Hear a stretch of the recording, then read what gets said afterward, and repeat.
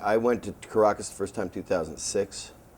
I was sort of spurned on by Pat Robertson's encouragement of the assassination of President Chavez of Venezuela. You know, I don't know about this doctrine of assassination, but if he thinks we're trying to assassinate him, I think that we really ought to go ahead and do it. It's a whole lot cheaper than starting a war. We've just had a devastating set of decisions made for us with war, largely due to the fact that we are a country that's become increasingly gullible to the demonizing of foreign states or leaders.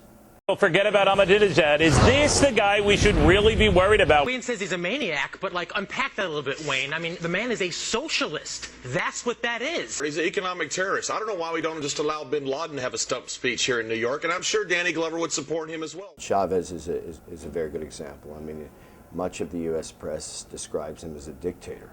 In fact, even our Vice President-elect Joe Biden recently described him in a rally speech as the Venezuelan dictator.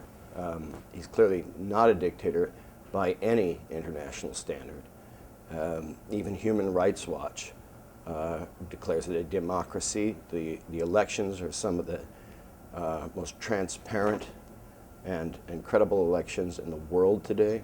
There's also mythology related to his oppression of the press. There, again, like in the United States, there are issues in all of these countries. It's not none of it's perfect. But I think that, and as I say in the piece, you know, that these countries only ever had two choices, either to be imperfectly their own or to be imperfectly ours. And like us, they prefer to be their own. In Venezuela, I think, you know, this is going to be a real test of diplomacy in the Obama administration.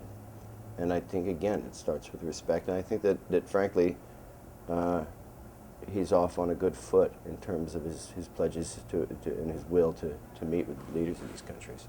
My piece was primarily meant to be at the service of the United States of America. In that sense, I had a hunch and a little bit of information to you know, beyond what I felt was generally reported in the United States, to trust that the demonization of these people was a myth.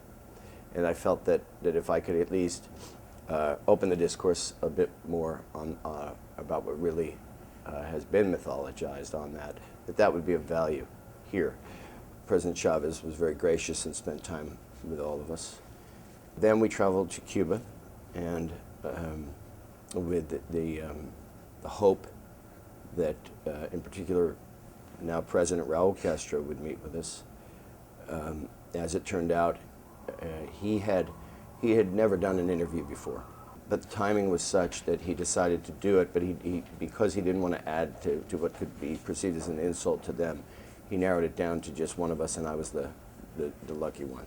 So I got to spend the time with Raul Castro, and which culminates the piece that I wrote.